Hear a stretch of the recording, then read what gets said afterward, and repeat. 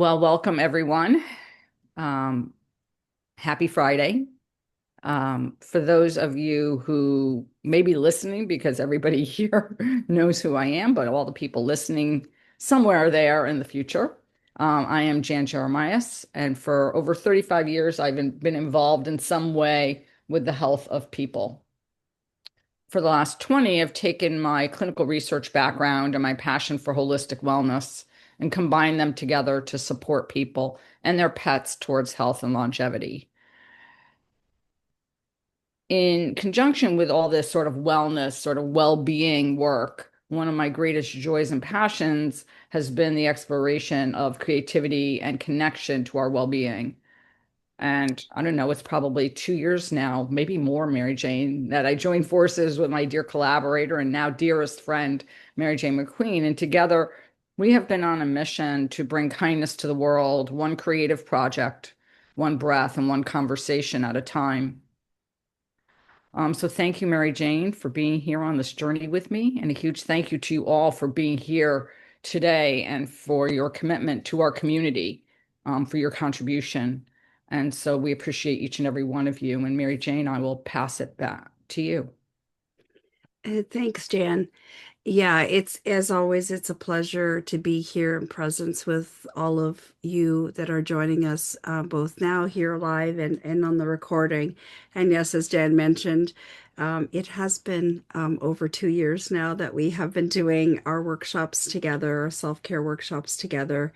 And we did some other stuff prior to that, but officially did our workshops started over 2 years ago. So that's pretty amazing to me.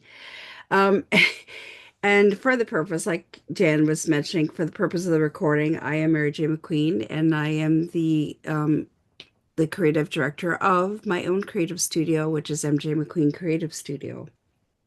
And I love being on this journey because one of my passions is reconnecting people with their creativity. And that's why in my work supporting my clients for my brand and logo development, I love bringing that element back to them because often they're in a state of overwhelm and I link arms with them and co-create visuals that really meet their mission and vision and remind them of why they started to begin with.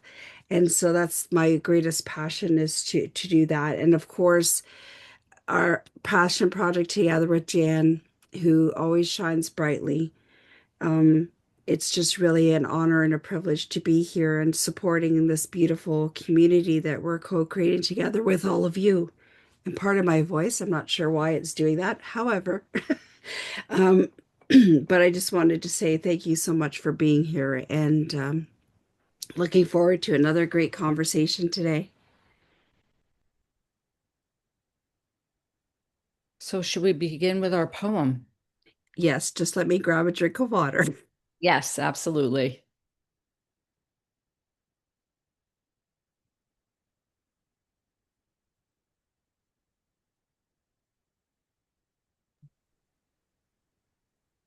So the poem today is called Coming Home to Myself, and it's by Araya Mountain Dreamer.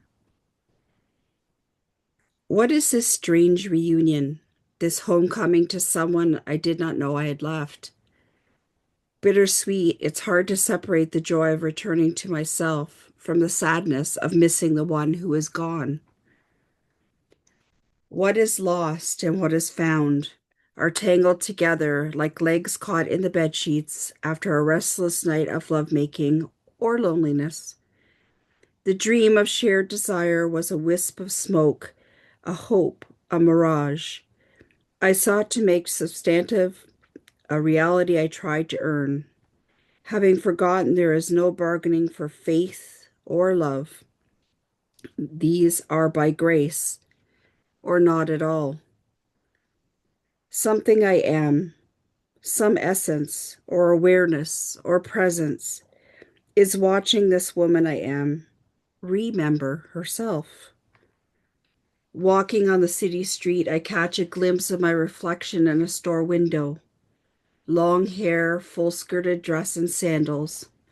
All three white light mixed with silver, mercurial fabric, and hair floating around me on the dark heat, rising from the black pavement. And the thought comes again, I feel like myself again. I'm surprised and a little shocked.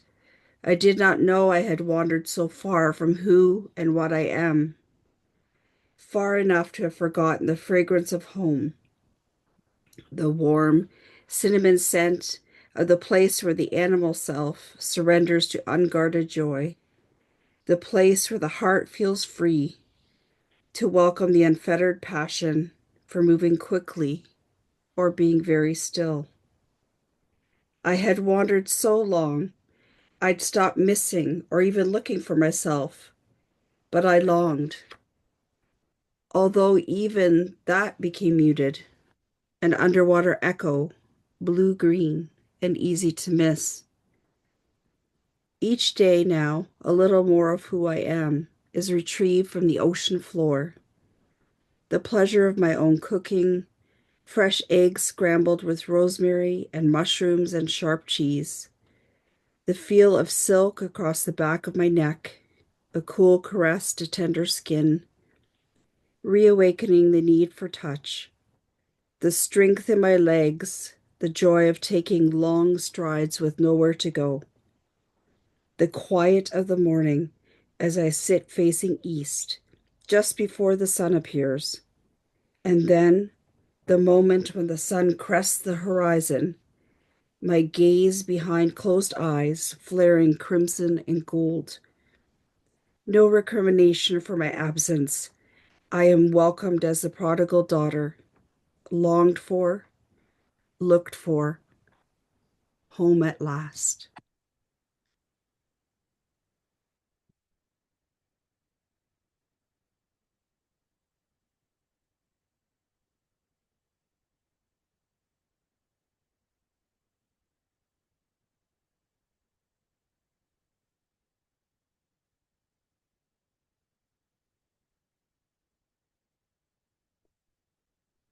Thank you so much, Mary Jane, for sharing the poem. It always makes me smile when we either choose the same ones or we are familiar with the ones that have been chosen. So, um, yeah, thank you. So, welcome, everyone. Once again, we are so glad you're here. Across every culture and age, stories echo the same truth. Seekers sent out on long, winding journeys, convinced the answers lie in distant places. Dorothy believed the Emerald City and its great wizard would guide her home. Simba from the Lion King fled into exile, forgetting the strength already pulsing in his bloodline. Neo from the Matrix doubted himself until he finally realized the power had always been within him. And even Harry Potter learned that love, loyalty, and courage, not spells or prophecies, were the source of his strength. Each tale reveals the same hidden wisdom. What we most yearn for is never truly out there. It lives inside us, waiting to be remembered. And so we gather today under the theme, Already Home, Your Power is Here and Now. How often do we postpone our happiness, telling ourselves that life will begin when the future arrives, when we've healed enough, learned enough, achieved enough, become enough? How often do we stand at the threshold of our own lives, waiting for some elusive someday? But life is not postponed. The future is not elsewhere. The gift is here in this moment. We do not need to become someone else to embrace it. We need only to awaken to the truth of who we already are. This gathering is not about striving or seeking, it's about remembering. It's about coming home to the quiet steadiness of our breath, the beating of our hearts, the presence that has carried us through every season of our lives. Home is not a destination, it is a recognition. It is the soft knowing that even amid uncertainty, we already carry wisdom, love, and resilience. So as we begin, we invite you to rest in this recognition. Nothing essential is missing. Together, we will pause, reflect, and reconnect with that truth. We will listen to the whispers of our hearts, explore the practices that anchor us in presence, and remember that the power we seek has never really left us. So let us start this journey not as seekers searching for what is absent, but as travelers returning to a home we've always carried within. Here together, we honor the truth that the future is alive in us, here and now.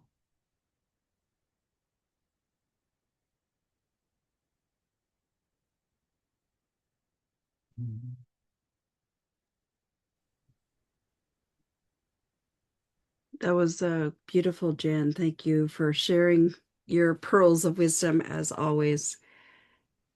It's just such an interesting topic of conversation, just thinking about um, that recognition in ourselves, that really um, everything, all the answers, we already have them.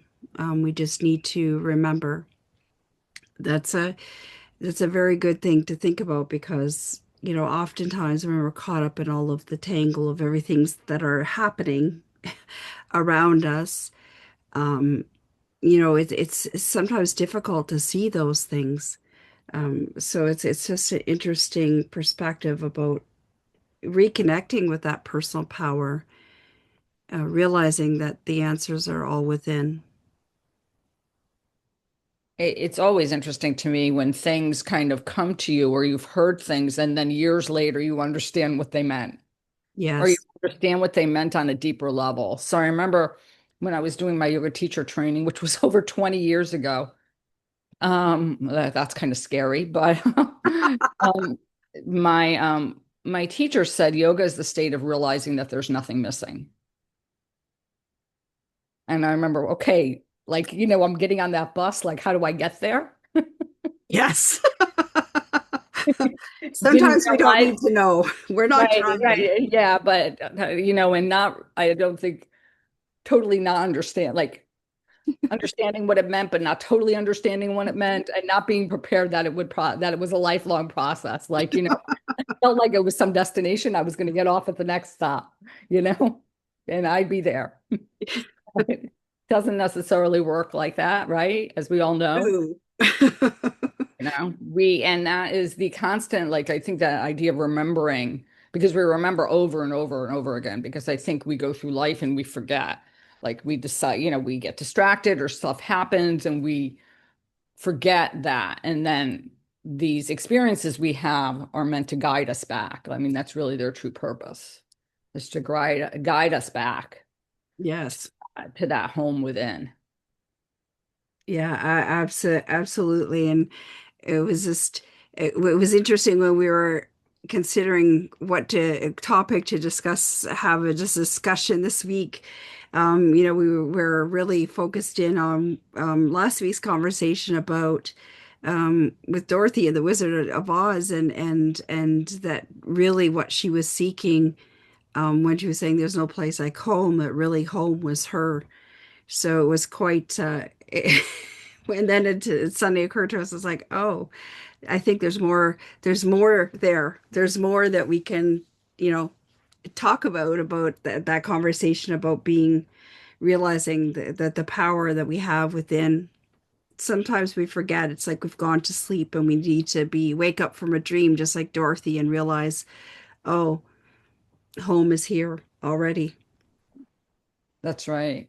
And I think that that's, the other gift that happens over time is that I think part of the path back and over again, I think we recognize it. At least I have. I can speak from my personal experience that that home is within me. And I'm more about like, how can I get back to that place versus looking outside of myself any longer for what I think might make me get that feeling or bring back that feeling. Yes. Where years ago I would have looked outside. Now I look inside, but sometimes don't, it's how do I guide myself back again when something, happens that throws me off. And so Seamus has been very patiently And so we would love to hear from him.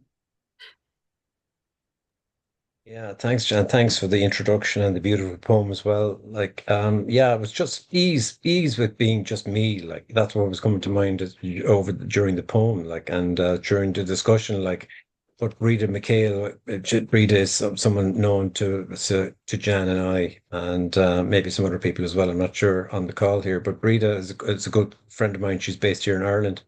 And she often talks about we're creators and, we can create so much chaos and we can create so much peace. And I think that was coming to mind as well. Like when you were in the poem, you talk about being lonely and it's the loneliest place in the world when you're so active and busy on the outside, trying to fit in and being busy and doing.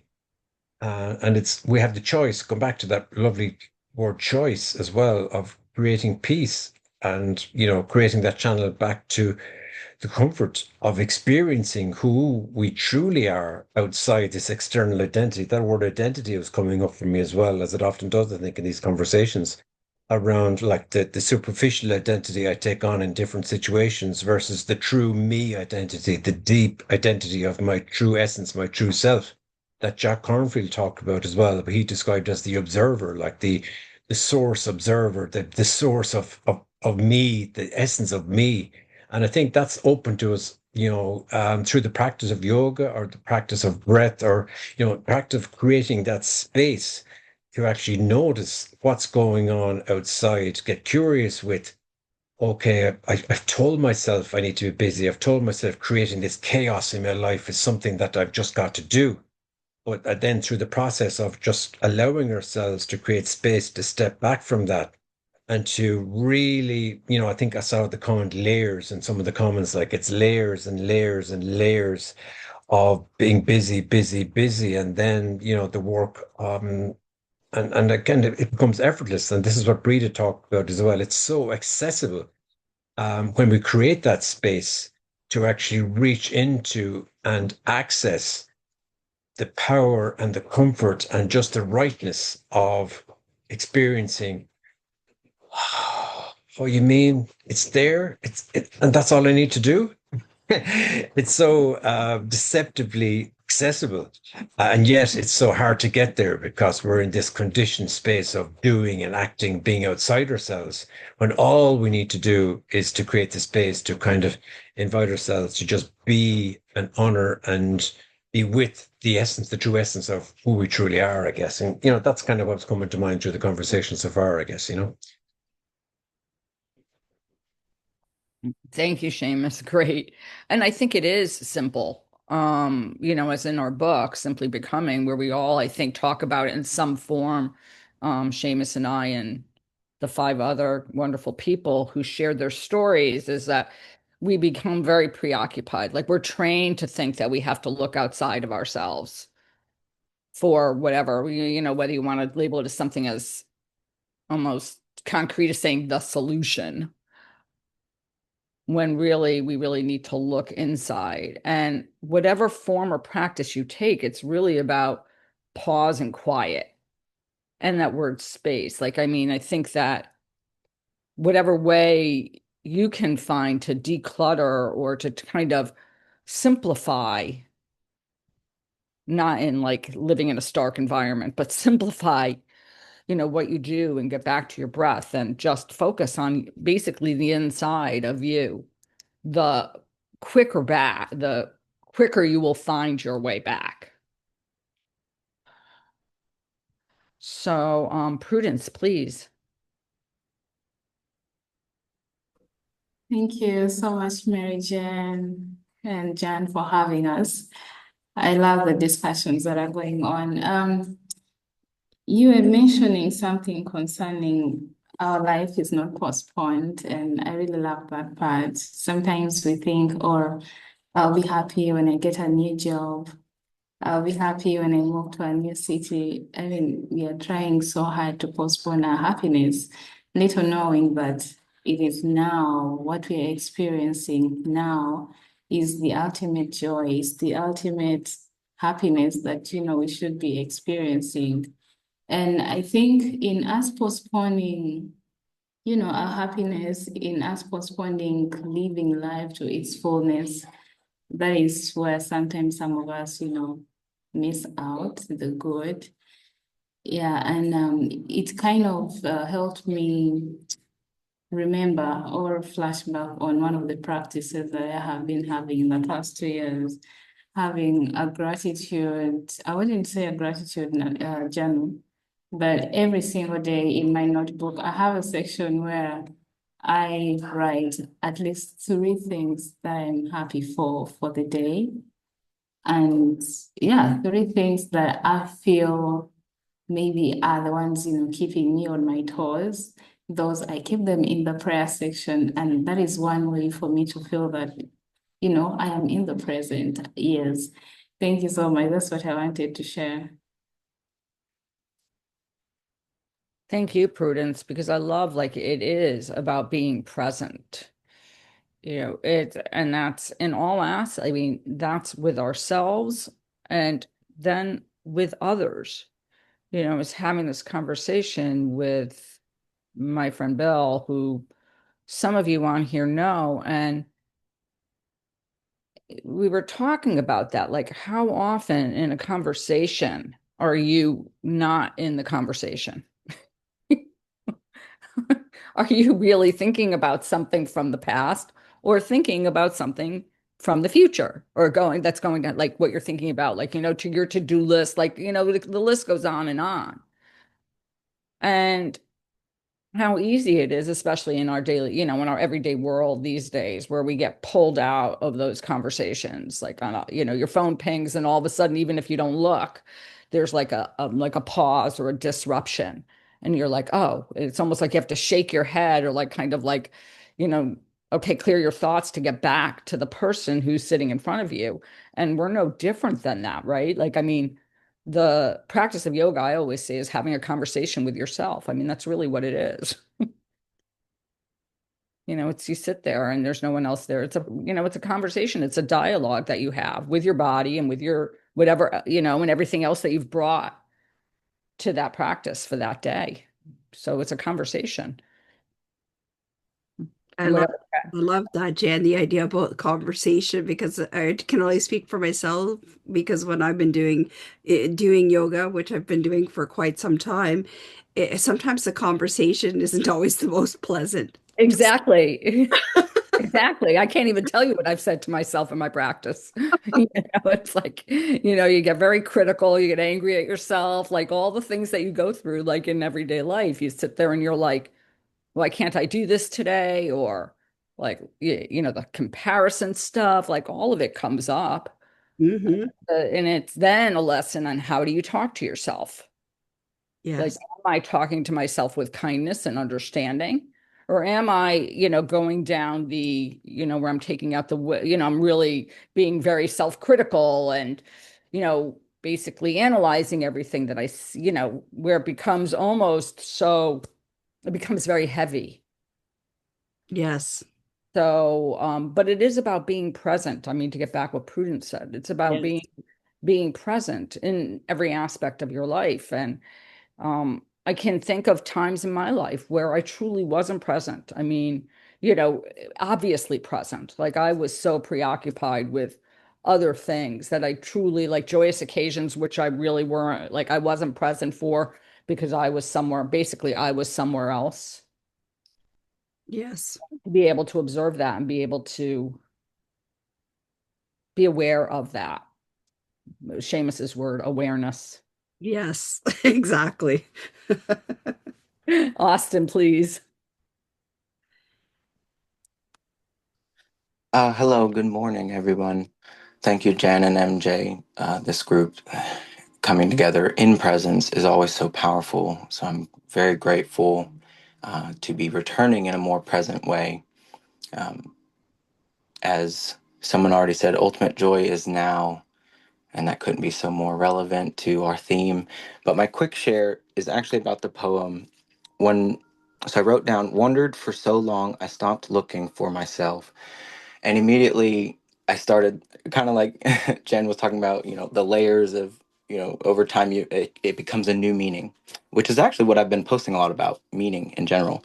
But what it made me, or what I afforded myself to dive into, was an earlier meaning I gave to all who wander are not lost.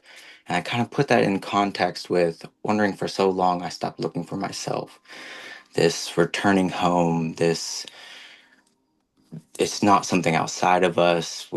People are keep mentioning about projecting forward. And so I kind of enjoyed diving into my own meaning of some of those phrases, like all who wander are not lost, and how might that apply with an approach to wander for so long I stopped looking for what I was seeking, which was always in myself. So I'm complete. Thank you, Austin. Great. But it's really true. I mean, I think we can also get lost in the wandering, right? In the wandering. We becomes this constant, like looking for something deeper, that we are not truly present in the experience. Like we go down the almost like over analysis kind of thing, where we're constantly looking so hard for something. Like we believe there must be, it's almost like we force it, and we're on this quote unquote mission, whatever it is. And I was talking about that when I had this huge aha moment a number of weeks ago, where I have used my meditation, and in my meditations, and um, where I will focus on my breath. Obviously, it's a very common thing to do when you meditate. To not, if you're trying to turn down the volume on your thoughts, you're like, okay, shift to the breath. Well, I do that in my life all the time, but I what I tend to do is do it so quickly I don't have time to process what's going on in my life. So I'll sit there and go, okay, don't think about that. Just focus on your breath. Like it's almost automatic now that it happens. And I realized it's kind of like I have to experience whatever I'm experiencing. And then I can move out of it. But I have to be there. I have to be present. And just by me focusing on my breath, yes, I am present with my breath, but I'm not taking the time and giving myself the space to actually experience whatever it is. And so it's the experience, and it's not the over analysis of that experience, or the constant quest.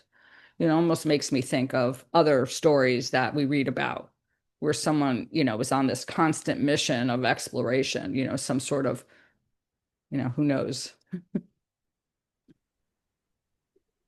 Yeah, I love that perspective, and just as yoga can be reflective, I mean, and it sort of speaks to what Prudence was talking about earlier too. One of my best ways for me to become present, well, is when I do actually do gratitude journaling, because for me, it really, when my mind is caught up in that spiral that sometimes we get on, when we can't necessarily see the path ahead or what it is, because we're always trying to move ahead. The gratitude, at least, it makes me present. It makes me feel and understand that there are so many beautiful things that are happening right here, right now. And it just brings me into that focus, I guess is the word I'm looking for. So I love that, and so it's just it's interesting, the practices, how they can bring us back to that, to ourselves. And just Absolutely. as you're, yeah, Yeah, and go just as you're speaking there, Jan, as well, like I was thinking, like to my two favorite E words, like came back as you were describing that, like it's around, not through the breath of not trying to avoid, what's going on underneath the surface, but actually be comfortable being with it, like, and to engage. And then to allow to emerge whatever is going to emerge through that process, like, so yeah, it's so easy to go into the breath and, oh yeah, I just feel easy, but it's like a band-aid. I feel a sense of release, but there's no true release. But as you described it, what came clearly to mind, and maybe it's part of your aha moment, was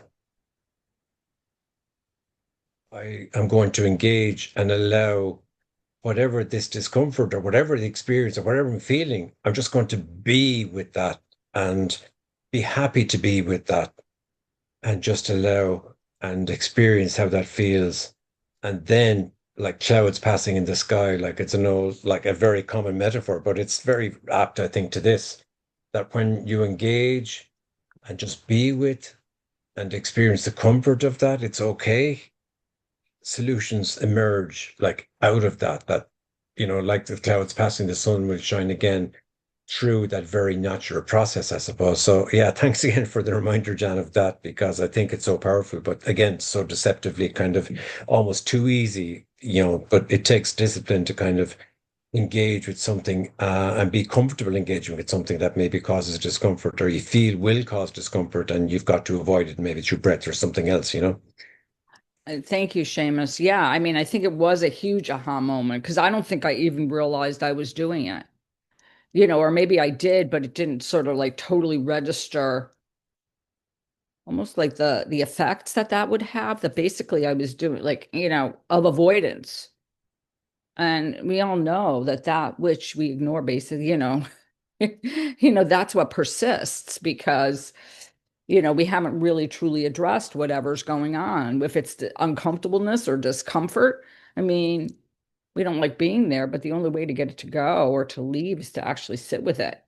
And so, so that was a huge aha moment. And to look at, whether it be my yoga practice um, or meditation or breath or whatever mechanism I was using. And I'm not saying that, but there's opportunities for that kind of thing to kind of look at whether you are avoiding certain aspects or certain emotions or certain experiences in your life, and can you sit with them? And the thing that's a gift is that, for me, is I can sit with it, and then if it gets to be too much, I can shift out of it. I can go back to my breath. So it's something that I can control. It's something that I can sit there and say, okay, well, right now, I've kind of digested or processed this as much as I can process. And that's enough, to talk about what's enough. And I loved what Prudence and Mary Jane shared about gratitude. I've started once again a practice that I've done for a long time. And, I did for a very long time. I did for about 4 years, which was not in a journal because I feel like I put the journal away and then I forget about what I'm grateful for. Like it's sort of like not to some extent, but it's kind of like out of sight, out of mind. So I now write it on a post-it note and I stick it on the wall or stick it on my fridge so I have to see it throughout the day. And it's a visual, like it's there. It's something that it's something that's right in front of me. And so there's no, so I'm just like, okay, that's what I'm grateful for today. And it could be one thing, it could be two things. I could repeat things, 2 days, 3 days in a row. But it's just something that's obvious as a reminder, and it's right there in front of me. And I can, something that I truly cannot ignore. And in a place that I'm going to actually visually see it. So that's just a practice I do, which I think has been really powerful. At one point, I think many of you know, during COVID, I put them on the wall in my kitchen each day. Starting in COVID, I'd started like the first week we were quarantined, and it ended up that I ended up covering 3 walls in my kitchen with post-it notes because I didn't take any of them down. So eventually I moved, so I had to take them all down. But before that, they were just covering 3 walls in my kitchen.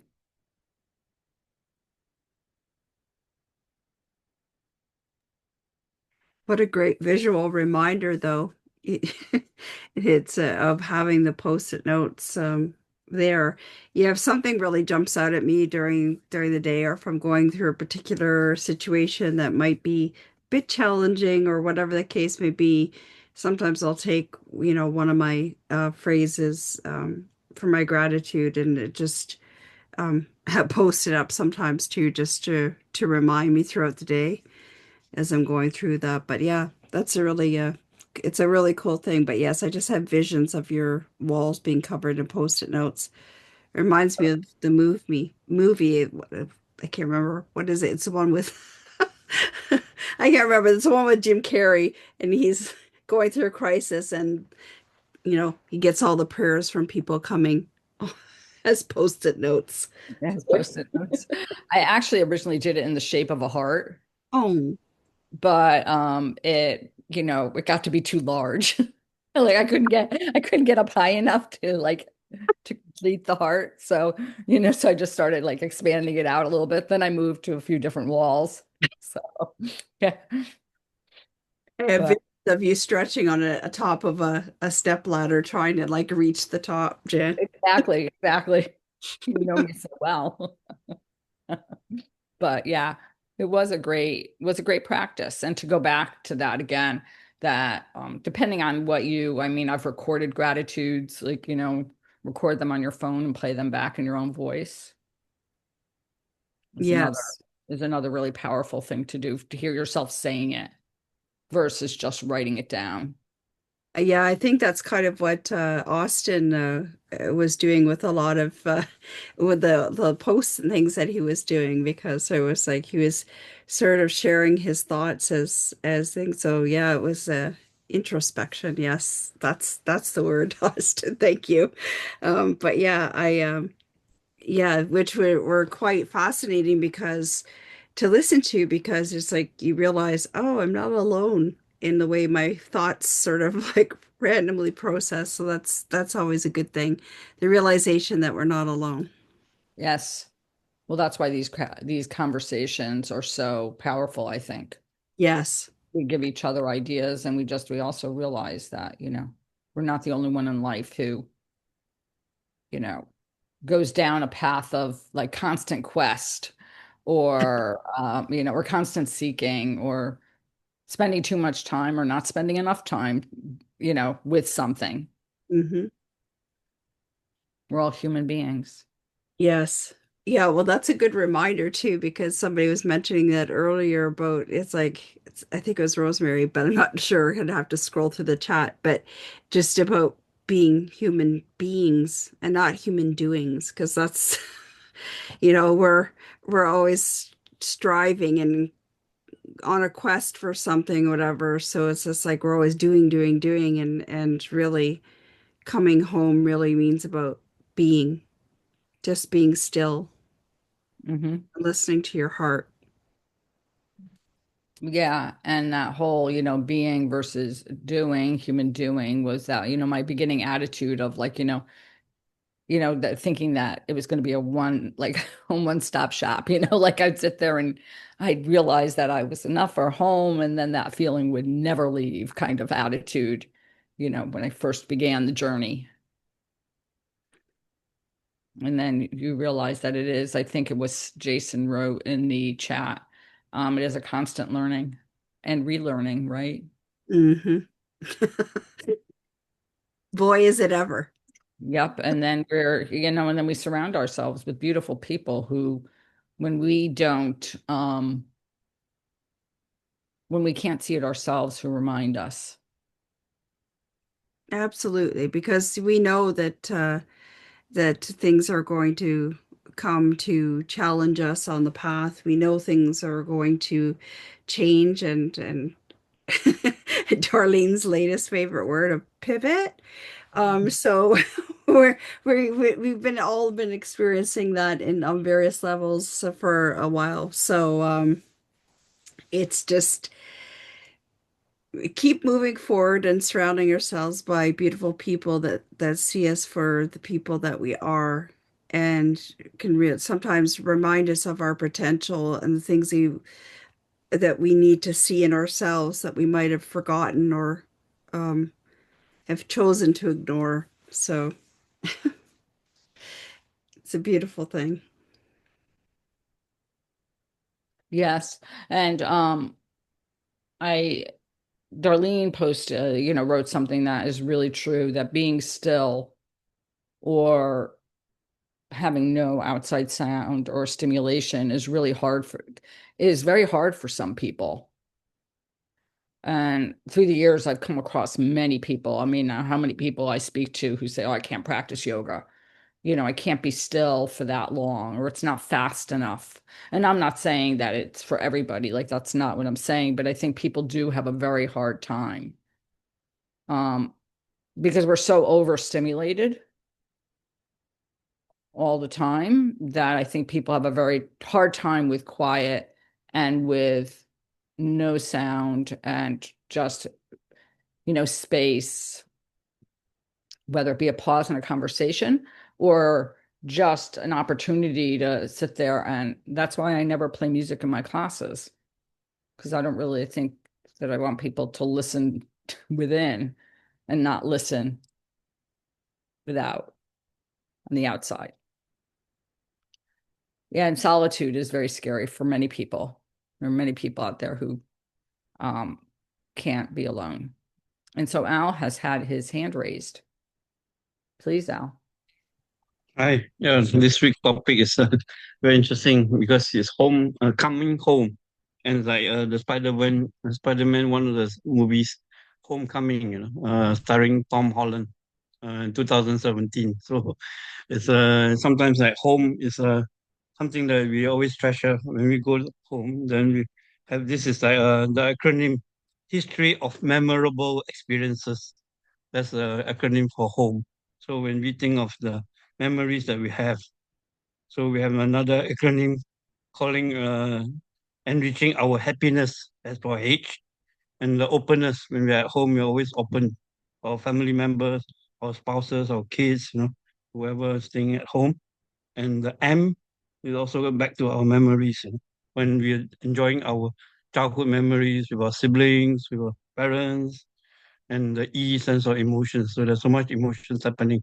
We fight, we fight with our siblings, and then we have crying moments, we have our our laughing moments with our family members, and watching a good movie, and also sad moments when we grieve when our parents are not no longer around, and so many things happening. So important, the home, So when we are seeking, like some people, they are a digital nomad, but at the end of the day, they'll still come back to the home, where the grounds are, where it's still our grounds. Yeah, that's it for this week's acronyms. Thank you.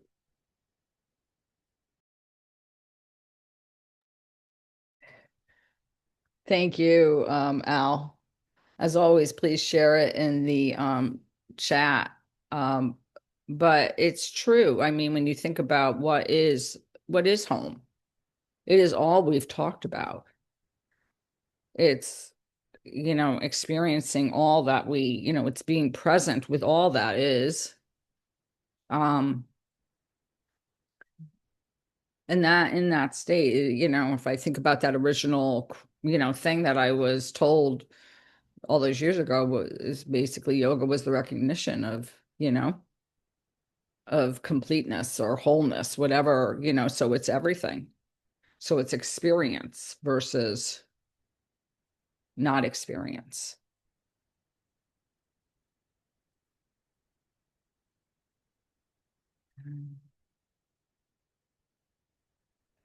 It's presence. And that's so true. Mary Jane, home is where the heart is. Yeah, and that's kind of what we've been speaking to the last few weeks, isn't it, though? Is getting out of the head and getting back to the heart, because that's where the authentic self lives. That's where the true self lives, is heart, not head. Yes. Yes, heart, not head. Yeah, Darlene, please. Yeah, it's so funny when you say that, right? Coming into the heart instead of the head is so hard for some. I know I shared that a minute ago in the chat, but I just, I recant moments with some of my mindfulness clients, and the amount of people that have done a session or two with me and have chosen to step away, because they cannot be in that place and space where even slowing down is an option for them, because in that slowdown they hear their thoughts, they feel those unpleasantnesses that perhaps sit in the body, or they have a moment to themselves. And funny enough, I just journaled this morning Um, I was having some pretty spicy moments myself this morning. I don't know. I woke up and thought, "Ooh, I'm feeling a little bit of a hot liver here," but where, I had took some time just to sit with it and figure out, where is this all coming from? And in my journal, I actually wrote, I can remember a time where I couldn't be with myself. It was so uncomfortable to be with myself and spend time in, say, a room, a quiet room. I'd always have to have either the TV on or something that's distracting. And now, oh my goodness, what a shift to, I long for sitting in stillness to see what sits here. But it's brave, it's courageous, it doesn't happen overnight, because it's scary, right, to sit in that silence. And I think for those folks that haven't been able to sit any further and just taken perhaps a session with me or tried sort of a couple minutes together, I think there's still a gift in that, because there's the gift in knowledge and the awareness of, oh, okay, this is where I'm at, and knowing that I'm here when they're ready to engage more fully and are ready to take that step, because you have to be ready for it as well too, right? And have that self-compassion. I think that's where self-compassion comes into play so hugely in this, that it's not easy, and with their, depending on where you are in life, right? Everybody's got experiences, good, bad, and otherwise, and everything in between. So taking a moment to have some compassion for what lies inside and what needs to come out and shine, and it will in its own time.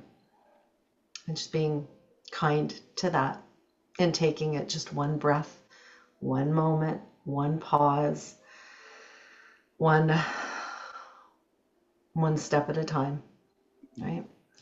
Yes. Absolutely, Darlene. And I think it is so challenging for people.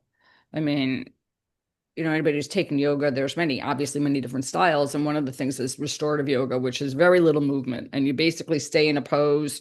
They're all restful poses, but you stay in poses for a long time. I mean, it could be 15, 20 minutes that you're in the same place. And through the years, having taught it, some people like this is like their dream, it's like so relaxing. And for others, they cannot take it. They'll like literally, I've had people tell me they hate it, and they can't be in quiet. They can't be by themselves. I used to say that, part of the reason of my experience with yoga is when I first started taking classes, it was like a set time of day. I mean, I liked a certain teacher that I was basically forced to spend time with myself. And that's how it felt. Like at certain days, I was like, oh gosh, I used to say the last person I want to be with was with myself right now. It's like, I would rather be anywhere else right now than here.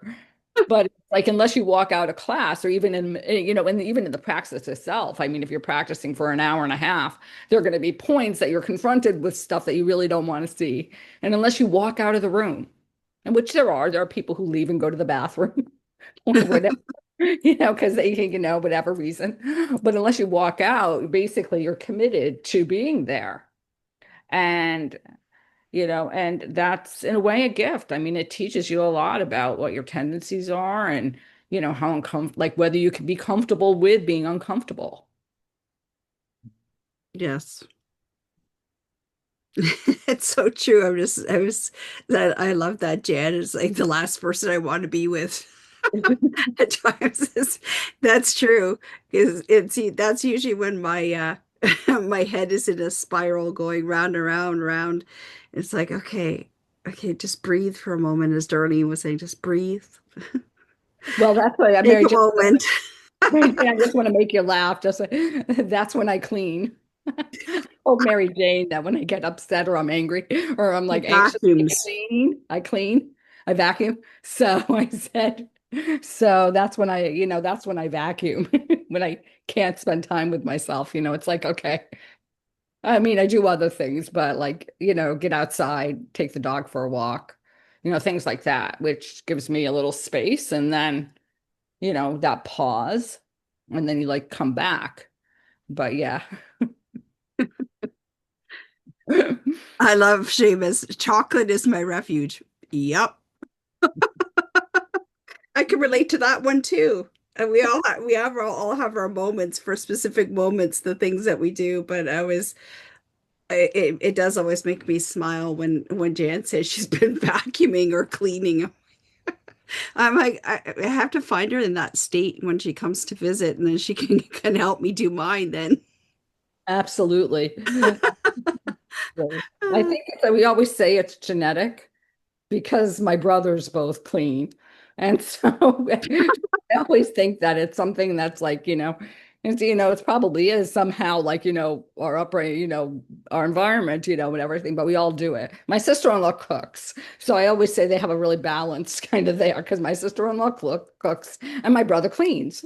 So I love that. It sounds a little bit like our household. At least for dinner and cooking purposes anyway. so everybody has their thing, but yeah. That's that's so cool. What a lovely and surprisingly joyful conversation about coming home to ourselves today. I love it. Me too. It's, I was listening to something yesterday and they were talking or reading something and he was talking about laughter as being like the break of like all differences. It was a podcast on being with Krista Tippett. And it was about how he was the guy who spoke was an author and he was talking about being and he's a professor of writing at University of Chicago. And he was talking about the fact that he'll go into classrooms where like he's like we're students like are not sitting together. He's like we're all the like um African Americans are sitting on one side of the room and all the Caucasians are sitting on the other side of the room. And he's like very like and he's like laughter is the common point of merging. Like if you can find something to laugh about. And so I feel like um yeah, we know someone who teaches laughter yoga, Al. Yeah. Me too. So, but yeah, laughter is the common, it's a good, it's a great way to bring people together, is to help people to laugh. And the best is when you can actually find humor in, yourself. I was talking to somebody about that the other day. It's like when you go down a path of like a certain thing that you're, let's say, trying to change about yourself, like a habit or something, and you go there again and you're like, oh my gosh, I can't believe I'm here again. It's like, I can't believe, it becomes very comical.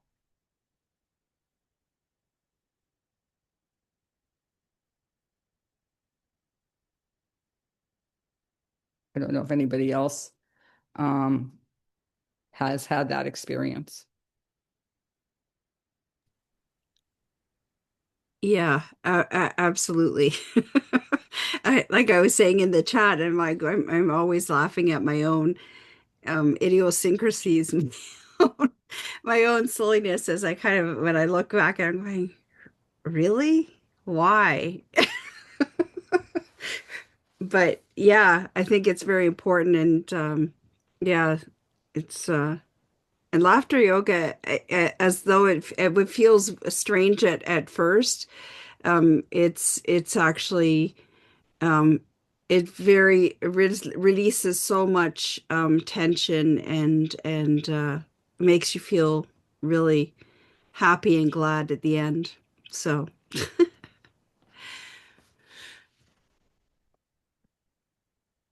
So, should we go into our meditation, Mary Jane? I think that's oh, thank you, Rosemary. My laughter, yes. Oh, thank you. Yes, Jan, I think that would be amazing. Okay.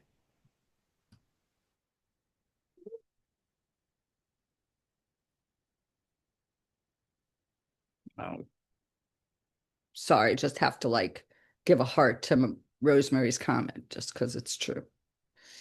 Um, okay, so meditation, everybody, for a moment.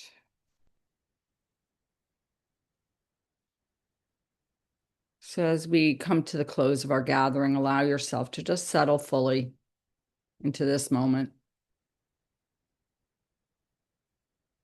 The time has come for us to pause, to receive,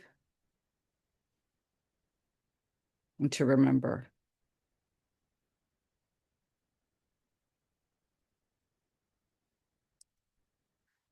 You've been attentive, you've brought your presence, and now you're invited to turn inward,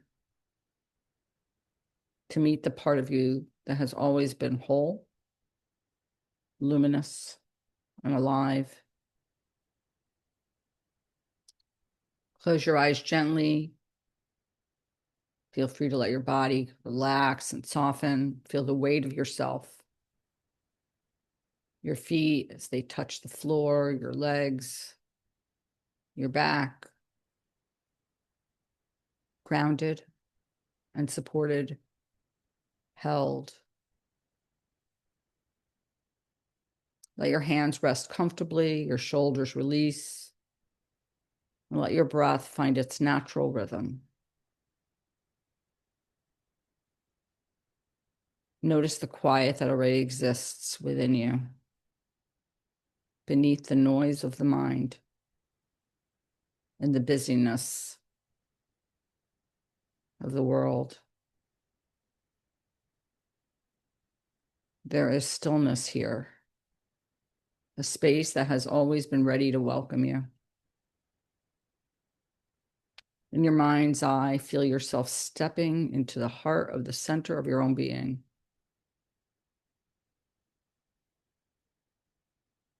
There is no need to imagine a place or a door. Simply sense the space that is yours, the warmth, the steadiness.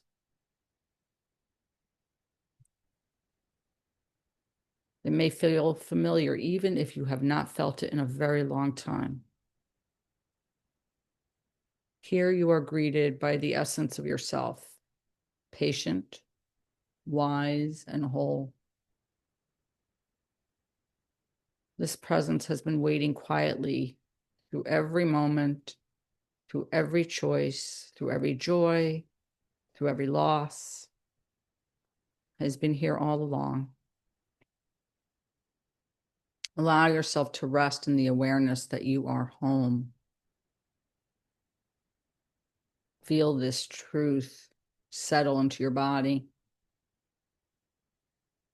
You do not need to search for it or strive for it. You do not need to fix or change. You are already home. You are already enough.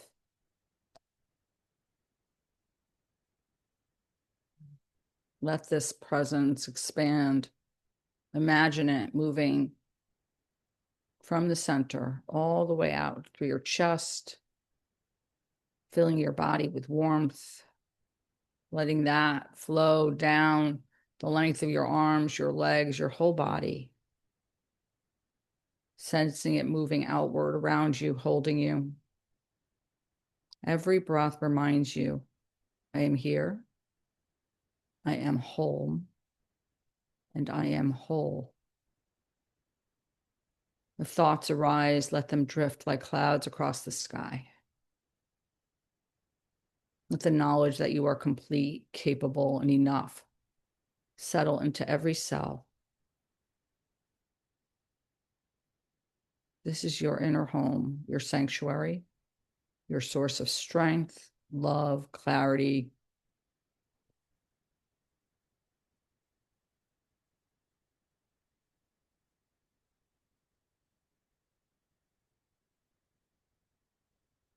Rest in this place, this home, the home of everything.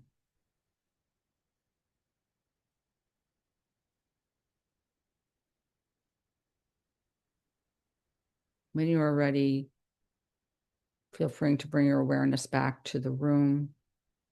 Feel the support beneath you, the air against your skin, the sounds around you. Carry with you the quiet knowing that you can return to this inner home anytime. Just takes one breath, one thought, and one moment of pause. Silently or aloud, you may repeat, I am home. I am whole. I am home.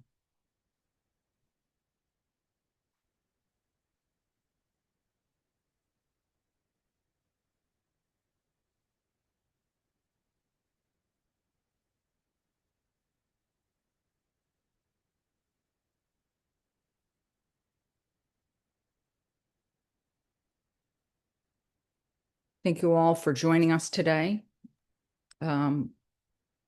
We're so happy each week when we, virtually see you.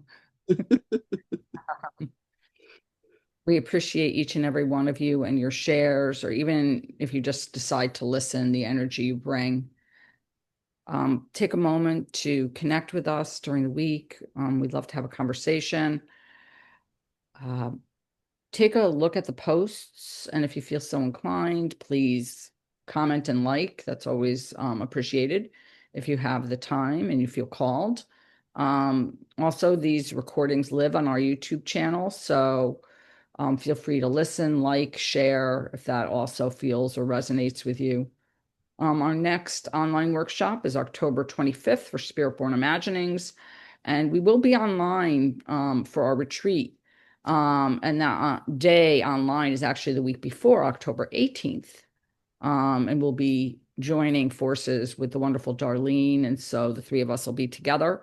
So that'll be very exciting. So that will be available online for you all if you want to join us.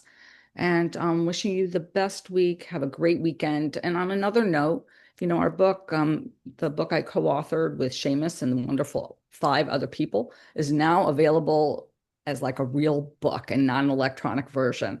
So that's Yay. available on Amazon, and that came out this week. So, so take a look at that. We would love to, if you were close, I would say we would autograph a copy, but but yeah. That's so great. And thank you everyone for joining us here as always, and hopefully wishing you a blessed weekend and week ahead. And we look forward for you joining us next week. Absolutely. Have a good week. Oh, and if you celebrate the Jewish New Year, have a great Rosh Hashanah. Yes, Lashana Tova. Shana Tova. Happy New Year. Thanks, guys. Thanks, everyone.